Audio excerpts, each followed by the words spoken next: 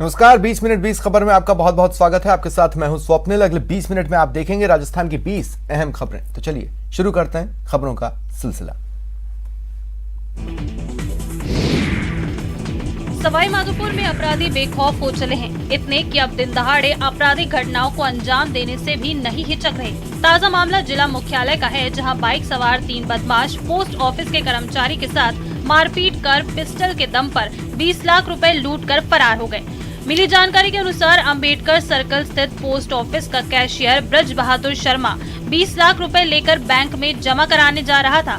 तभी UPHC gate के पास bike पर आए 3 बदमाशों ने उसकी बाइक को टक्कर मार दी, जिससे कैशियर बाइक सहित गिर गया। इसके बाद बदमाशों ने कैशियर के साथ मारपीट शुरू कर दी और 20 लाख रुपए से भरा थैला लेकर फरार हो गए। ट्रेजरर कैश लेके गए 20 लाख रुपए और बाइक से लेके गए और रास्ते में उनको चोरी कर लिया। उन्होंने आके मेरे को बताया कि ऐसे ऐसा सर और पैसा ले गए और मेरे को मारा पीटी की है, बंदूक पिस्तौल वगैरह। कौन लोग हैं सर ये जिन्होंने मारा पीटी की? सर उनको नहीं पता।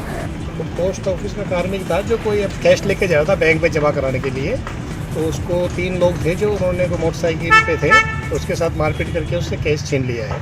कि अभी हम उसका तलाश कर रहे हैं। कितने की लूट बताई जा रही है? करीब 20 लाख रुपए के लगभग बताया जा रहा है। अजमेर के आदर्श नगर थाने में यूनियन बैंक ऑफ इंडिया की स्थानीय शाखा पर 1 करोड़ के आभूषण के गबन का आरोप लगा है। पीड़ित बुजुर्ग विजेंद्र अग्रवाल ने अपने बेटों के साथ थाने पर जाकर शिकायत दर्ज कराई है कि उनके बैंक लॉकर में 1 करोड़ के गहने सहित नकदी और कुछ दस्तावेज रखे हुए थे, जो पिछले साल फरवरी में ही सलामत थे। लेकिन कल जब वो वापस उन्हें देखने के लिए बैंक गए और लॉकर खोला तो उसमें 2.5 लाख नकदी सहित दस्तावेज तो रखे हुए थे, लेकिन 1 करोड़ के गहने गायब थे। इस पर उन्होंने बैंक प्रबंधक को इसकी सूचना दी और वापस लॉकर को सही तरीके से देखा, लेकिन गहने नहीं मिले। पीड़ित की शिकायत पर पुलिस ने बैंक प्रबंधन के खिलाफ धारा 409 और 420 के तहत धोखाधड़ी और गबन का मुकदमा दर्ज कर जांच शुरू कर दी है। उन्होंने ये कहा कि मैंने लॉकर को पिछले साल जब संभाला था तब ठीक था, और अब कल जब मैंने दोबारा उसको देखा तो लॉकर तो सुरक्षित था, लेकिन लॉकर में जो सामान था वो कम पाया गया। अब उन्होंने एक्चुअल क्या चीज़ है वो नहीं बताया, लेकिन वो एस्टिमेटेड वैल्यू उन्होंने उसकी 1 करोड़ रुपए बताई है। तो उस पर आज इतला पर मैं बैंक में गया और एमओबी को भी वहीं बुलाया है और आगे जांच की जा रही है। बांसवाड़ा शहर से 8 किलोमीटर दूर एक गांव में 12 साल की बच्ची के साथ बलात्कार का सनसनीखेज मामला सामने आया है। घटना सोमवार रात करीब 12 बजे की है। मिली जानकारी के मुताबिक आरोपी युवक पीड़िता के घर पहुंचा और उसकी मां का गला दबाया, जिससे वो अचेत हो गई। उसे मरा समझकर वो उसकी बेटी को उठाकर जंगल में ले गया और वहां उसे अपनी हवस का शिकार बनाया। महात्मा गांधी अस्पताल में तड़के मां बेटी को उपचार के लिए लाने वाले एक युवक ने बताया कि उनके पड़ोस के दूसरे गांव में एक शादी थी, जहां पूरा परिवार गया था। घर पर सिर्फ मां और बेटी ही रह गए थे। पड़ोस का एक युवक आया और उसने पहले मां का गला दबाकर जान से मारने की कोशिश की। मरा हुआ समझकर आरोपी चारपाई से 12 वर्षीय बालिका को उठाकर जंगल में ले गया। यहाँ पर बलात्कार के बाद बच्ची को पड़ोसी के घर के पास छोड़कर भाग गया। पड़ोसियों ने फोन करके घटना की जानकारी दी। परिजनों ने एमजे अस्पताल में मां बेटी दोनों को भर्ती करा दिया है। पुलिस आरोपी की तलाश में जुटी है। उसके ही परिवार के सदस्य ने आंगन में सो रहे थे, तब आंगन में प्रवेश कर गला दबा दिया महिला का, और उसकी लड़की थी जिसको उठाकर जंगल में ले गए थे। बाद में वो तलाश करने के लिए गए जंगल में, लड़की को लेके आए और अभी दोनों का इलाज चल रहा है। कोटा शहर की नयापुरा थाना पुलिस ने टेंडर दिलाने का झांसा देकर लोगों से ठगी करने वाले एक आरोपी को गिरफ्तार किया है। आरोपी ओम प्रकाश शर्मा 12 का निवासी है। व्यापारी से ठगी के मामले में 4 साल से फरार चल रहा था। आरोपी की गिरफ्तारी पर 2000 का इनाम घोषित था। ओम प्रकाश के खिलाफ ठगी के 3 मामले दर्ज हैं। सीआई भूपेंद्र सिंह ने बताया कि 16 मई 2019 को बूंदी के हिंडोली कस्बा निवासी अशोक कुमावत ने थाने में शिकायत दी थी, जिसमें बताया था कि ओम प्रकाश शर्मा ने खुद को उप जिला कलेक्टर बताया, फिर पंप सेट, वाटर कूलर और आरओ का कोटेशन लिया। टेंडर अमान्य का नाम लेकर 1% रकम ली। उसके साथ आने वाले व्यक्ति संजय मेहरा से बात की और उस पर दबाव बनाकर ओम प्रकाश ने धोखाधड़ी कर 29,000 खाते में और 25,500 नकद ले लिए। शिकायत पर पुलिस ने एक आरोपी संजय मेहरा को गिरफ्तार किया है। ओम प्रकाश तब से फरार चल रहा था। भरतपुर के सेवर थाने के गांव गुंडवा में पिछले करीब 1.5 महीने से पीहर में रह रही विवाहिता ने पंखे से लटक कर अपनी जान दे दी। महिला ने आत्महत्या से पहले सुसाइड नोट लिखकर छोड़ा है। इसमें आश्चर्य की बात यह है कि पति को बेकसूर बताया है। जबकि ननंद, जेठ और दूसरों को ही आत्महत्या का जिम्मेदार बताया। उसकी शादी करीब 1 साल पहले ही हुई थी। ससुराल में प्रताड़ित होने के कारण उसके पिता उसे होली से कुछ दिन पहले ही साथ लेकर आए थे। जानकारी के अनुसार सेवर के गांव गुंडवा निवासी आरती सिंह की शादी दीपक के साथ 30 अप्रैल 2021 को हुई थी। शादी के कुछ दिन बाद आरती के बीमार होने पर ससुराल वालों ने उसका इलाज नहीं कराया और परेशान करने लगे। होली से कुछ दिन पहले आरती से मारपीट किए जाने की बात पता चलने पर उसके पिता उसके ससुराल पहुंचे, जहां काफी देर तक ससुराल वालों को समझाने की कोशिश की, लेकिन वो नहीं माने। इस पर वो बेटी को साथ लेकर गुंडवा आ गए। तभी से आरती पीहर में ही रह रही थी, इसी कारण वो अवसाद में भी चल रही थी। पिता ने उसका इलाज भी कराया, लेकिन उसने पंखे से लटक कर अपनी जान दे दी। आरती के परिजनों ने पुलिस में दहेज प्रताड़ना का केस दर्ज कराया है। दबंगों का कहर बरपा और घर बार वाले पेड़ों के नीचे शरण लेने के लिए मजबूर हो गए। बाड़मेर जिले के शिव तहसील के सीताराम की धाड़ी के 11 परिवार बेघर हो गए। पीड़ित परिवार ने जिला कलेक्टर और पुलिस अधीक्षक को ज्ञापन सौंपकर इंसाफ की गुहार लगाई है। पीड़ित मदन सिंह के मुताबिक 22 अप्रैल की रात वो अपने घर पर सो रहे थे, तभी गुमान सिंह के साथ करीब 1 दर्जन से अधिक लोग आए और उसके घर पर लाठियों और धारदार हथियारों से जानलेवा हमला कर दिया। इसके बाद हमलावरों ने 11 परिवारों को घर से बेदखल कर दिया। पीड़ित लोगों का कहना है कि अब वो पेड़ों के नीचे जीवन यापन करने को मजबूर हैं। कम से कम 2 साल से हम परेशान हैं। 2 साल से हम उनको यही बोलते आए हैं कि भाई साहब जमीन आपकी है, लेकिन घर हमारे बने हुए 50-60 साल से बने हुए, सबके पक्के मकान हैं, ये घर खाली हो गए नहीं। आप घर के पैसे ले लो, जमीन के पैसे ले लो, जमीन के बदले हम जमीन देने को तैयार है, सब कुछ करने के लिए हम तैयार है, फिर भी वो सामने वाले हमारे को टॉर्चर करे, तुम घर खाली करके जाओ। प्रदेश में लगातार सड़क हादसे की घटनाएं सामने आ रही हैं। प्रदेश के कई जिलों से बीते 1 महीने में रोड एक्सीडेंट हुए, जिनमें 50 से अधिक लोगों ने जान गंवाई। मंगलवार सुबह सवाई माधोपुर से एक सड़क हादसे की दुखद घटना सामने आई है, जहां टोंक चिरगांव हाईवे पर बोदल नाके के पास एक सड़क हादसे में 3 लोगों की मौके पर ही मौत हो गई। मिली जानकारी के मुताबिक हादसे में एक ही परिवार के 3 लोगों की मौत हुई, जिसके बाद गाँव में सन्नाटा पसर गया। घटना की जानकारी देते हुए एएसपी ने बताया कि मंगलवार सुबह पट्टी से भरे ट्रक ने एक बाइक को टक्कर मार दी, जिसमें 3 की मौके पर ही मौत हो गई। वहीं घटना के बाद ट्रक ड्राइवर मौके से भाग गया। इस हादसे की जानकारी मिलते ही पुलिस मौके पर पहुंची और ट्रक को बरामद कर लिया। इनको कोई ट्रक ने टक्कर मारी है, जिससे तीनों की मौके पर डेथ हो गई। कौन कौन है सर ये मृतक? मृतक है इसमें जो एक तोहिद है, और उसकी घरवाली तरमीना, और एक मेमुना। ये कहाँ से कहाँ को जा रहे थे सर? ये उनका जेतपुरा गांव है, जो जेतपुर से ये सवाई माधोपुर आ रहे थे स्टेशन पे, रास्ते में ट्रक से एक्सीडेंट हो गया। एक ही परिवार के हैं? एक ही परिवार के तीनों। कोटा के एमबीएस हॉस्पिटल में एक बार फिर चोरी का मामला सामने आया है। हॉस्पिटल में इलाज के लिए पहुंची नर्सिंग स्टूडेंट के बैग से अज्ञात बदमाशों ने मोबाइल पार कर मौके से फरार हो गए। वारदात के बाद हॉस्पिटल में लगे सीसीटीवी कैमरे में 3 संदिग्ध नाबालिग साइकिल पर भागते हुए नजर आए।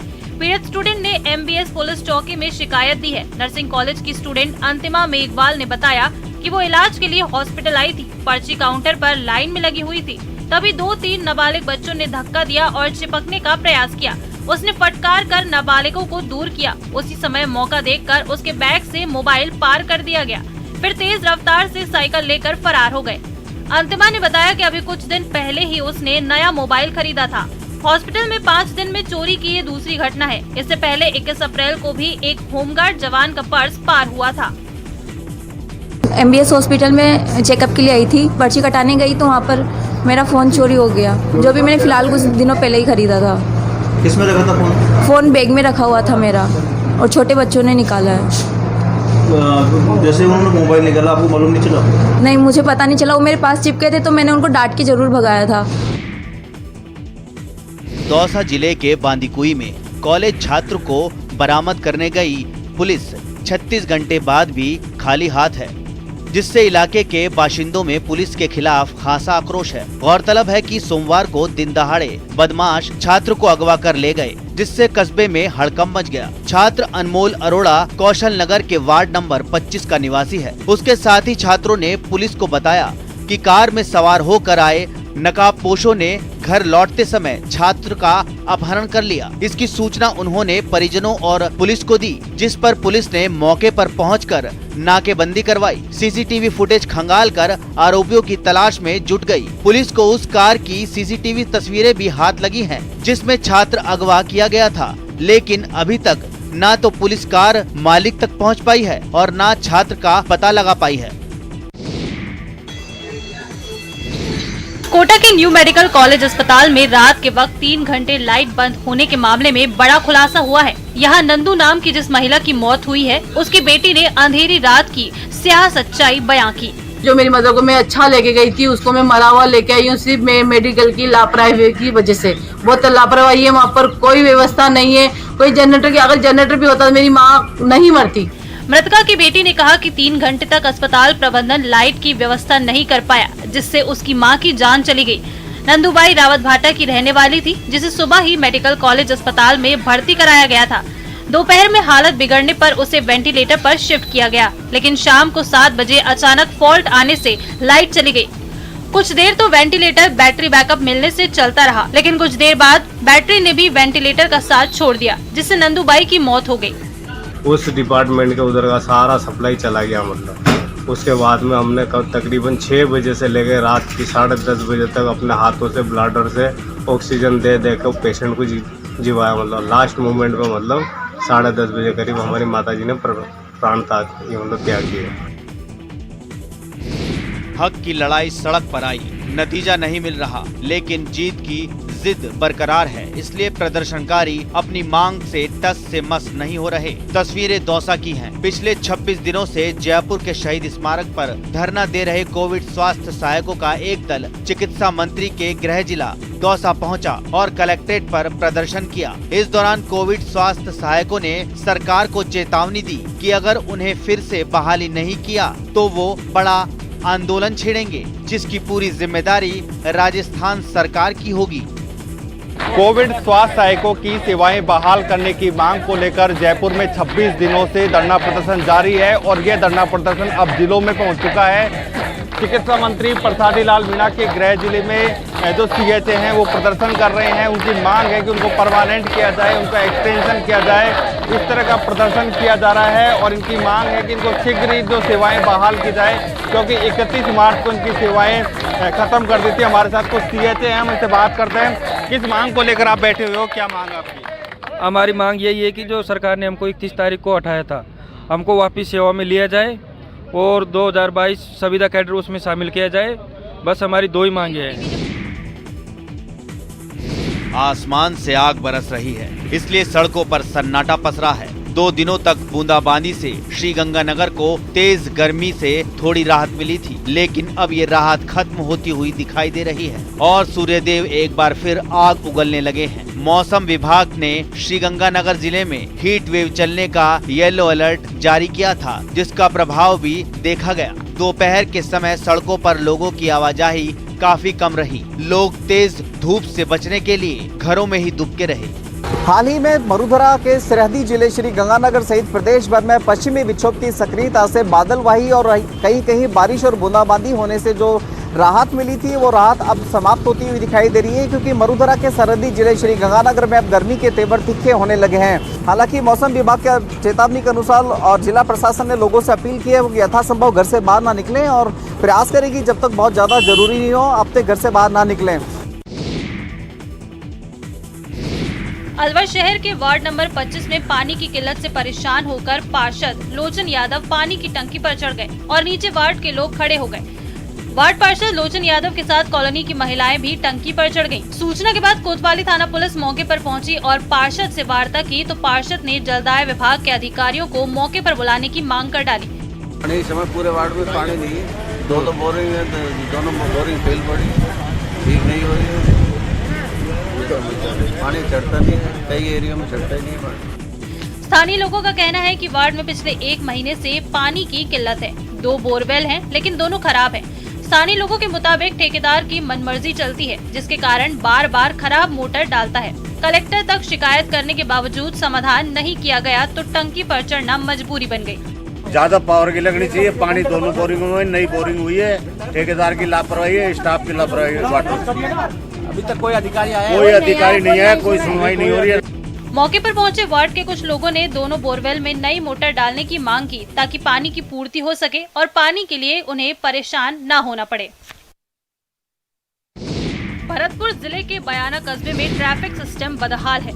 ऐसे बदहाल ट्रैफिक सिस्टम का खामियाजा आमजन को भुगतना पड़ रहा है।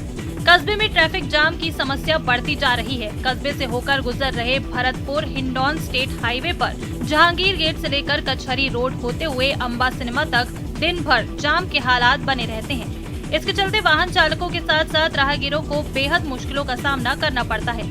सूचना पर पुलिस भी जाम खुलवाने पहुंचती है, लेकिन पुलिस को भी काफी देर तक मशक्कत करनी पड़ती है। आए दिन लगने वाले जाम से दुकानदार भी खासे परेशान हैं। दिन में 15 से 20 बार जाम लग जाता है।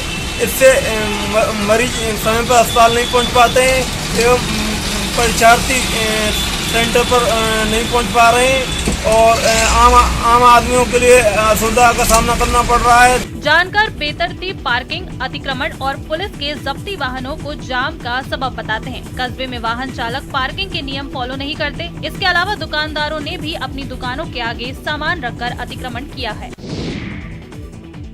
झुंझुनू के दोरासर में राजस्थान धरोहर एवं प्रोन्नति प्राधिकरण की ओर से ये उद्यान 1 साल में बनकर तैयार होना था। शुरुआत में तो इसका काम चला, लेकिन इसके बाद ये आज तक अधूरा है। सरकार की ओर से इसका केवल 4 करोड़ रुपए का बजट दिया गया। इसके बाद जब सरकार बदली तो काम भी अटक गया। इसकी भव्यता का अंदाजा इसी बात से लगा सकते हैं कि इसका निर्माण 20 बीघा में किया जा रहा है। दावा किया जा रहा है कि ये देश का पहला ऐसा शौर्य उद्यान होगा, लेकिन सरकार बदलने के साथ ही काम अटक गया। केवल 10% काम और करवा दिया जाए तो ये शौर्य उद्यान पूरे देश में एक दर्शनीय और देश प्रेम से ओतप्रोत जगह बन जाए। इस काम में थोड़ा सा बजट भी सरकार से चाहिए। शौर्य उद्यान सरकारी तंत्र की उपेक्षा का शिकार है और शौर्य उद्यान का जितना भी काम हुआ है वो जिन जिन हालात में है, ऐसे में सरकार को चाहिए कि ऐसे स्मारकों का रखरखाव करे और साथ ही यहाँ के प्रशासनिक अधिकारियों को भी इसके हालात पर ध्यान देना चाहिए। प्रशांत किशोर की कांग्रेस में एंट्री राजस्थान के नेताओं को रास नहीं आ रही। पीके की अभी कांग्रेस में एंट्री की कवायद चल रही है कि दूसरी ओर उसका विरोध भी शुरू हो गया है। खास बात यह है कि सबसे पहले राजस्थान से ही ये विरोध देखने को मिल रहा है। ताज़ा चर्चाएं मंत्री डॉक्टर सुभाष गर्ग के ट्वीट को लेकर शुरू हुई हैं। आज सुबह ही मंत्री डॉक्टर सुभाष गर्ग ने एक ट्वीट किया है जिसमें लिखा है कि किसी संगठन को मजबूत केवल नेतृत्व और कार्यकर्ता ही बना सकते हैं, कोई सलाहकार या सेवा प्रदाता नहीं। नेतृत्व को चाणक्य की जरूरत है, न कि व्यापारी की। इस ट्वीट को सीधे कांग्रेस में प्रशांत किशोर की एंट्री से जोड़कर देखा जा रहा है। इससे पहले हाल ही में जब मुख्यमंत्री दिल्ली गए थे तो उन्होंने भी पीके की कांग्रेस में एंट्री को लेकर ज्यादा उत्साहजनक प्रतिक्रिया नहीं दी थी। गहलोत ने तब कहा था कि इस तरह एजेंसियों की सेवाएं राजनीतिक दल लेते रहते हैं। मुख्यमंत्री ने यह भी कहा था कि प्रशांत किशोर पहले एनडीए के साथ, फिर नीतीश कुमार के साथ, उसके बाद ममता बनर्जी के साथ और उसके बाद पंजाब में भी अपनी सेवाएं दे चुके हैं। हम इस आज़ादी गौरव यात्रा लेकर इसलिए निकले हैं कि सिर्फ बस भारत को ही नहीं, पूरे विश्व को वो गांधी के विचारों पर, गांधी के रास्ते चलने की ज़रूरत है। जिस प्रकार से दुनिया के देश शस्त्रों से लड़ रहे हैं, एक दूसरे को मारने पर उतर आए हैं। कांग्रेस सेवा दल के राष्ट्रीय अध्यक्ष लालजी भाई देसाई ने केंद्र सरकार पर निशाना साधा है। साबरमती से दिल्ली तक निकाली जा रही आज़ादी यात्रा के दौरान राजसमंद पहुंचे लालजी भाई देसाई ने कहा कि इस वक्त गांधी और संघी सोच की लड़ाई चल रही है। ये सत्याग्रही और सत्याग्रही की लड़ाई है। एक तरफ सत्ता के लिए कुछ भी करने वाले वो दंगों के दंगाई हैं, तो हम शांति के सिपाही हैं। अगर वो डंडे से तोड़ेंगे तो हम झंडे से जोड़ेंगे। तो उनका काम है डंडों से तोड़ना और हमारा काम है झंडे से जोड़ना। उन्होंने कहा कि देश में कुछ लोगों ने धर्म को सत्ता प्राप्ति का रास्ता बना लिया है, जबकि धर्म सभी को भाईचारा सिखाता है, मिलजुल कर रहने का संदेश देता है। अलवर में मंदिर तोड़े जाने का मामला तूल पकड़ने के बाद अशोक गहलोत सरकार ने सख्त रुख अख्तियार करते हुए राजगढ़ एसडीएम केशव मीणा और नगर पालिका के एग्जीक्यूटिव ऑफिसर बनवारी लाल मीणा को सस्पेंड कर दिया है। सस्पेंशन की तलवार से अलवर बोर्ड के अध्यक्ष सतीश दुहरिया भी नहीं बच सके। हालांकि बीजेपी उनके पक्ष में बचाव करती दिख रही थी कि उन्होंने राजगढ़ में मंदिरों को गिराने के फैसले को मंजूरी नहीं दी थी, लेकिन गहलोत सरकार ने दुहरिया को निलंबित करने का आदेश जारी कर दिया, जिस पर बीजेपी हमलावर हो गई। अब बीजेपी के जिला अध्यक्ष संजय नरूका ने ये कहकर सियासी बवाल मचा दिया है कि अगर नगर पालिका चेयरमैन इस मामले में दोषी हैं, तो फिर उस बैठक में मौजूद विधायक जौहरी लाल मीणा भी दोषी हैं और उन्हें भी निलंबित किया जाना चाहिए। जिसमें लोगों को बेघर किया गया है, आज बहुत सारे परिवार सब उसमें, इसी क्रम में उन्होंने सरकार से भी कार्रवाई की है और सरकार ने उसमें एसडीएम को भी और ईओ को दोनों को निलंबित किया है। साथ में उन्होंने निलंबित किया है नगर परिषद के चेयरमैन को, चूँकि नगर परिषद के चेयरमैन का उसमें कोई रोल नहीं था। उस मीटिंग में माननीय जौहरीलाल मीणा जी जो विधायक थे वो भी वहाँ मौजूद थे, तो फिर विधायक जी को भी वो निलंबन किया जाना चाहिए था। सीकर जिले की लंबे समय से चल रही इंडोर खेल स्टेडियम की मांग पूरी होने वाली है। भारत सरकार के खेलो इंडिया कार्यक्रम के तहत खेल मंत्रालय ने इसके लिए बजट जारी कर दिया है और मंगलवार को शिलान्यास भी हो गया। सीकर के जिला स्टेडियम में बनने वाले इस इंडोर स्टेडियम का शिलान्यास सांसद सुमेधानंद सरस्वती और पीसीसी चीफ गोविंद सिंह डोटासरा ने किया। इस मौके पर सांसद ने कहा कि सीकर से कई राष्ट्रीय अंतर्राष्ट्रीय खिलाड़ी हुए हैं और खेलों के क्षेत्र में शेखावटी का शुरू से दबदबा रहा है, लिहाजा उन्होंने प्रधानमंत्री और खेल मंत्री से नए स्टेडियम की मांग की, जिस पर खेलो इंडिया प्रोग्राम के तहत स्टेडियम की घोषणा हुई और अब 4 करोड़ की लागत से बनने वाले इस स्टेडियम का शिलान्यास भी हो गया। बहुत जल्द ये स्टेडियम बनकर तैयार हो जाएगा। मैंने मंत्री जी से निवेदन किया कि हमें एक इंडोर स्टेडियम दीजिए, तो उन्होंने मेरे निवेदन को स्वीकार करके सीकर को 4 करोड़ की लागत से बनने वाला इंडोर स्टेडियम दिया, जिसका शिलान्यास आज माननीय अतिथियों के साथ में मिलकर के सबने किया है। केंद्र सरकार ने हमें सीकर को ये सौगात दी है। मैं राज्य सरकार की ओर से धन्यवाद देना चाहता हूँ, खिलाड़ियों को बधाई देना चाहता हूँ, सीकर के लोगों को बधाई और शुभकामनाएं देना चाहता हूँ और एमपी साहब को भी धन्यवाद देना चाहता हूँ। गर्मी में पानी को अमृत समान माना जाता है। मनुष्य को प्यास लगती है तो वो कहीं भी मांग कर पी लेता है, लेकिन बेजुबान पशु पक्षियों को प्यास से तड़पना पड़ता है। हालांकि जब वो प्यासे होते हैं तो घरों के सामने दरवाजे पर आकर खड़े हो जाते हैं। कुछ लोग घर के आगे पानी रख देते हैं जिससे वो अपनी प्यास बुझा लेते हैं, तो कुछ लोग भगा भी देते हैं। इस गर्मी में पशु पक्षियों की प्यास बुझाने के लिए लोगों को प्रयास करना चाहिए। गर्मियों में कई परिंदों और पशुओं की मौत पानी की कमी के कारण हो जाती है। लोगों का थोड़ा सा प्रयास घरों के आसपास उड़ने वाले परिंदों की प्यास बुझाकर उनकी जिंदगी बचा सकता है। बीएसएफ के जवान यही समझाने का प्रयास कर रहे हैं। बाड़मेर के पादरिया गांव में 142वीं बटालियन ने सीमा पर परिंदों के लिए भीषण गर्मी में परिंदे लगाए। इतना ही नहीं, ग्रामीणों को बीएसएफ की ओर से करीब 6000 पौधे वितरित किए गए। बीएसएफ की ओर से नीम, पीपल, आंवला, खेजड़ी, अनार सहित विभिन्न छायादार और फलदार पौधे वितरित किए गए। फिलहाल इतना ही। नमस्कार।